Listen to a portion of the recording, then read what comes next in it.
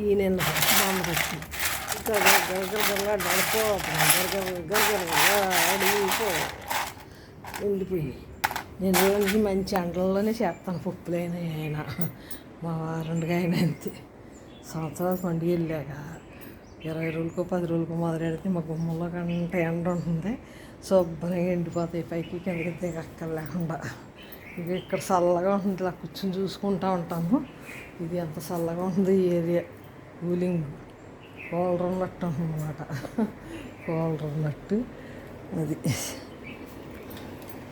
ఇంకా లోపల ఎవరో రారు వేడి రాకుండా తలుపులు వేసేస్తున్నాం భయం ఉండదు కుక్కలు కానీ ఏమీ రావు నీళ్ళు కూలింగ్గా ఉంటుంది లైట్లు తీసేస్తాను ఊరికప్పుడు వేసాను చీర ఒకటి ఉంటే బయట వచ్చే మరి అయిపోతుందేమోనండి నీడొచ్చేసింది దచ్చినప్పుడు నీడొచ్చేస్తుంది 3 నీడొచ్చేస్తుంది దచ్చినప్పుడు శీతాకాలం ఏమో అట్టి ఎండ ఉంటుంది ఇప్పుడేమో ఇట్టి ఎండ శీతాకాలం అన్నాళ్ళు దక్షిణ ఎండ ఆ సందులో ఏం పడతాయి ఎండ పెడతా ఉంటాం ఇప్పుడేమో తూర్పు మీకు ఈ నెల ఆగస్టు దాకా ఒక గోడవారం ఎండ ఉంటుంది ఏదైనా ఎండ పెట్టుకోవచ్చు మళ్ళీ నైసాది అవి ఇచ్చిదా కొద్దిగా ఎండ ఉంటుంది తర్వాత దసరా కార్తీక మాసం శీతాకాలం జనవరి అస్సలు ఎండ ఉండదు మళ్ళీ మాకు ఊటీలాగా అయిపోతుంది అన్నమాట మా ఇల్లే ఊటీలాగా అయిపోతుంది ఊటీని తలకెళ్తుందన్నమాట మా ఇల్లు అప్పుడు కూలింగ్ పనే చేయబుద్ది ఇలా కలుపుకుంటూ ఉండాలంట ఈ 2 రోజులు ఇలా కలిపేస్తే గడ్డ కట్టేస్తుంది అప్పుడు గడ్డనే మిక్సీ పట్టేస్తే పౌడర్ అయిపోతుంది ఇదండి ఏంటి పొద్దున్న అమ్మాయి ఇచ్చింది దాని లేకుండానే నేను ఓడబెట్టి నేనే పోసేసుకుంటాను కానీ ఏంటంటే నాకు సౌకర్యం అంత గమ్ముని ఆ కాలు మీద ఏమన్నా వేసుకుంటే పుల్లండి తక్కువ అంటారు కదా అందుకు భయాన్ని దాన్ని మాట ఏమన్నా రమ్మంటాను అనమాట పట్టుకుని ఆ గిన్నెలు పెడుతుంది అక్కడ కొంచెం అది కూడా సాయం చేస్తుంది అయ్యో గిన్నెలు కూడా తాగలేదు మా తల్లి వెళ్ళిపోయింది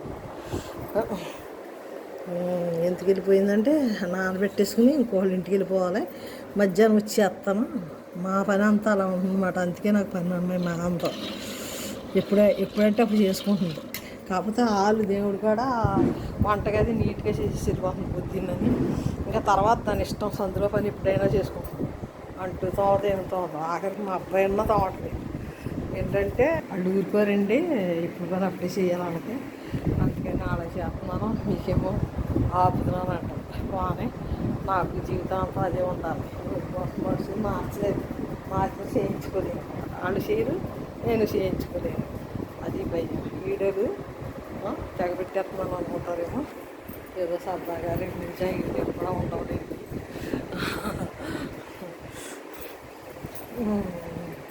ఇదండి ఏంటి 9:30 కల్లా అది వచ్చిన పని అయిపోయింది 10 అది వెళ్ళిపోయింది 10 అవ్వకుండానే వెళ్ళిపోయింది అప్పుడు నేను ఇంక వంటింట్లో నేను మామిడికాయలు మా పెద్దలకు మామిడికాయలు పెట్టుకుని పూజ చేసుకుని అంతకుముందు ఉట్టు పూజ ఏదో అగరత్తులు వేయించుకుని నీటి పోసి నమస్కారాలు చేసా తర్వాత మళ్ళీ పెద్దలకు పూజ చేయాలని మామిడికాయలు తెచ్చుకున్నాను అక్కడ ఒక అరడదనం ఇక్కడ ఒక దీనికి జ్యూస్కు అరడదనమే అవి అలా కలిపేసాను అదిగో 5 కాయలు అది ఏమో 25 కాయల కోసం మా ఇంట్లో ఒక 10 ఉంటే ఆ కాయలు అలా వేసి అది అక్కడ దండ పెట్టుకుని అగరత్తులు వేయించుకుని అన్నీ అయిపోయిన తర్వాత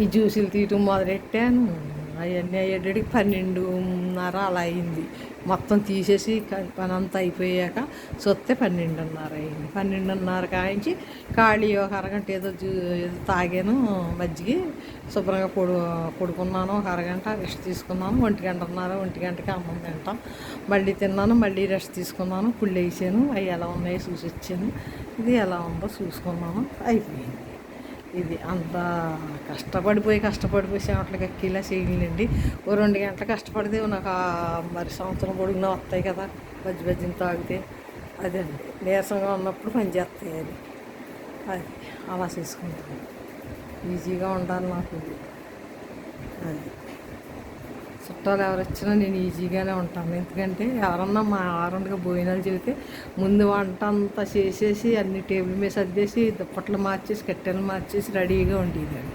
వాళ్ళు వచ్చేటట్టుగా ఏ పని ఉండేది కాదు, నీట్గా పెట్టుకునేదాన్ని. తర్వాత ఎవరైనా మా వారైనా ఆఫీస్కి వెళ్ళి వచ్చేటప్పుడు మొత్తం పని చేసి నీట్గా ఉండే. అబ్బో పని ఎప్పుడు చేయట్లేదు అనుకునేది. అలా నేను పని చేస్తున్నట్టు ఎవరికి తెలియదు. అది మా పిల్లలకి ఏం తెలుస్తుంది, ఆడపిల్లలకి ఏం తెలుస్తుంది, మగవాళ్ళకి ఏం తెలుస్తుంది. మా అబ్బాయి అన్నాడు నేను ఎంత పని చేస్తున్నాడు ఏం తెలుసు, ఎందుకు లేవే అయ్యి ఎందుకే అంటాడు. మరి అవన్నీ ఇప్పుడు ఎండలో ఎండ పెట్టుకోక ఎలా ఎండ పెట్టుకుంటారా? ఇంకా నాకు అమెరికాలో 2-3 పిల్లలు లేరు పార్చిలు పంపటానికి ఎండబెట్టేసి అంటే పంపుతావా ఎవరికన్నా వాళ్ళ అమ్మలు ఉన్నారు, అమ్మలు పంపుకుంటారు, మా వదిన ఉన్నారంటే వాళ్ళ పిల్లలకి వాళ్ళే పంపుకుంటారు. నీకేమన్నా కావాలంటే నీకు 4 డబ్బాలు వడియాలని అన్నీ ఇస్తాను, ఆవకాయ అలాంటివి ఇస్తాను నీకు, అంతేగాని అలా అంటారు. అడిగేంటో ఇంత పళ్ళించి వస్తే చాలు ఇవన్నీ ఎందుకు అమ్ముతావా అంటున్నాడు. అన్ని రకాలు ఎండబెట్టుకుంటే ఎన్ని అవుతాయి? 2-3 డబ్బాలు అవుతాయి. ఓ డబ్బా అడిగి ఓ డబ్బా మాకు అలా ఉంచుకుంటా. అందుకని అంతకన్నా ఏం లేదు. వాళ్ళకి మగవాళ్ళకి తెలియదు. దీని గురించి ఇంకో చిన్న స్టోరీ ఉంది. ఇదే మా ఇంట్లో జరిగేది. మా తాతయ్య కూడా అంతే. మా ఆమెను పని చేసిన చెప్పు సిరాక ఇంకెవరన్నా పనులు పని చేస్తామన్నా వాళ్ళ పొమ్మని అంత కోపం, చాలా కోపం మా తాతయ్యకి. అది వేరే విషయం. ఆయన తిండి కూడా మానేస్తారు అంత ఇది. తర్వాత మా వారిది ఏంటంటే ఒకసారి కుడువులు వండాను వినాయక చవితి అని. కుడువులు వండుకుని మా అబ్బాయి ఏమో క్యాన్మెంట్కి వెళ్ళిపోయాడు, మా సతీష్ వెళ్ళిపోతే ఆయనేమో ఆఫీస్కి వెళ్ళిపోయారు. నేనేమో వంట చేసుకుని పూజ చేసుకుని ఇంట్లో వినాయక చవితి చేసుకుని వాళ్ళు చేయించి పిల్లవాడిని వినాయక చవితి ఆ రోజు సెలవే ఆడికి మరి ఏంటో ఎందుకో అక్కడికి వెళ్ళాడో మరి ఆడు లేదు. అయితే ఈయన ఆఫీస్కి వెళ్ళి వచ్చేటప్పటికి మాకు ఆంజనేయ స్వామి గుడి, వినాయకుడు, దుర్గమ్మ ఒక చిన్న గుడి ఉంటుంది కాలగడ్డి. పోనీ అక్కడికి వెళ్ళి పూజ చేసుకుని వద్దాము దండం పెట్టుకుని అని వెళ్ళాను. పళ్ళు అవి పట్టుకుని వెళ్ళి దండం పెట్టుకుని వద్దాం అనుకునేటికి అక్కడ ఒక అరగంట పూజ అది చేస్తే లేట్ అయింది. ఈలోపు మా తమ్ముడు వచ్చాడంట. టేబుల్ మీద కుడుములు చూసుకున్నారు, గిన్నె నిండా ఉన్నాయి. అయ్యి బాబు ఇన్ని గుడి ఏం చేసింది చూడు, ఇలాగా కొబ్బరి పచ్చడి చేసాను. అది కొన్ని కుడుములు మా అమ్మకి పంపేసారు. మా అమ్మ వండుకుంటుంది కదా పండగని, మా అమ్మ పంపేసి ఇంకా కింద మేము పైన ఉన్నాం. కింద స్టూడెంట్ 3 గదులు ఉంటాయన్నమాట. ఏంటంటే శ్రీరామూర్తి లేదు, ఆడికి సుబ్బాల ఇంటి పక్కన శ్రీరామూర్తి. అయితే ఆ స్టూడెంట్స్ ఊళ్ళో వెళ్ళరు కదా, వాళ్ళు 5-6 కనిపిస్తున్నారంట. ఎంత స్టీల్ గిన్నె ఎన్నో వెళ్ళలేదు. ఆ స్టీల్ గిన్నె అంతా ఊరికే 2-3 ఉంచి ఆ స్టీల్ గిన్నె చట్నీ ఆ పిల్లలకి ఇచ్చేసారు. ఇంటికి వచ్చి నేను వచ్చేటప్పుడు చూస్తే 1-2 ఉన్నాయి. ఇదేంటంటే మీ తమ్ముడు వచ్చాడు ఆడికేసిన ఇచ్చేసిన ఇచ్చేసాను. అదేంటి నేను ఒక్కడు కూడా రుచి చూడలేదు, పిల్లడు కూడా ఒక్క రుచి చూడలేదు, మీరు చూడలేదు అంటే ఆయన ఎగస్ట్రా వద్దో ఒకసారి కనిపించినాయి అంటే వాళ్ళకి ఎన్నో చేసేసాము అన్న దిష్టి మాట. ఎంతమందికో పెట్టి ఇచ్చి అన్నట్టుగా ఉంటారు. అంతేగాని ఈ 4కి 4 ఎట్టేవాడికి అయిపోతాయి అన్న సంగతి తెలియదు వాళ్ళకి. తెలియక అలాగా ఇప్పుడు మా పిల్లోడి సంగతి కూడా అదే. అంతే, అన్ని కనిపిస్తే అడిగి సిరెత్తిపోతాం. అదేంటి మా తాతయ్య అంతే, మా ఈయన అంతే.